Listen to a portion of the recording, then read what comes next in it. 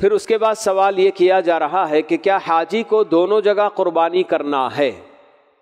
جو بھی حاجی حج تمتع کے لیے یا حج قران کرتے ہوئے جاتے ہیں ان کے اوپر حج کی قربانی لازم ہے۔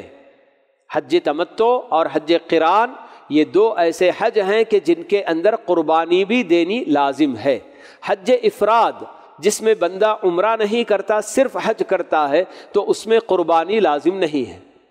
تو جو بھی حج تمتع یا حج قران ادا کریں گے ان کو وہاں حج کی قربانی دینی لازم ہے، لیکن ان کے اپنے گھر والے جو یہاں رہ جاتے ہیں ان کی طرف سے انہیں یہاں اپنی قربانی دینی ہوگی۔ ان کی اپنی قربانی اس میں شامل نہیں ہوگی کیونکہ وہ تو حج پر گئے ہوئے ہیں، اور حاجی کے اوپر قربانی نہیں ہوتی ہے بلکہ وہ حج کا ایک اہم حصہ ہوتا ہے جو حج کے طور پر وہاں حج کی طرف سے وہ ادا کرے گا، مکمل ایک جانور صرف ایک آدمی کی طرف سے۔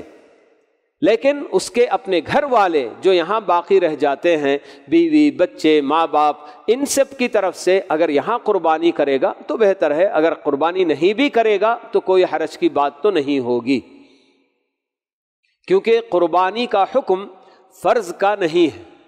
قربانی حیثیت والوں کو ضرور کرنا چاہیے، لیکن پھر بھی اس کا حکم فرض اور واجب کا بالکل نہیں ہوتا۔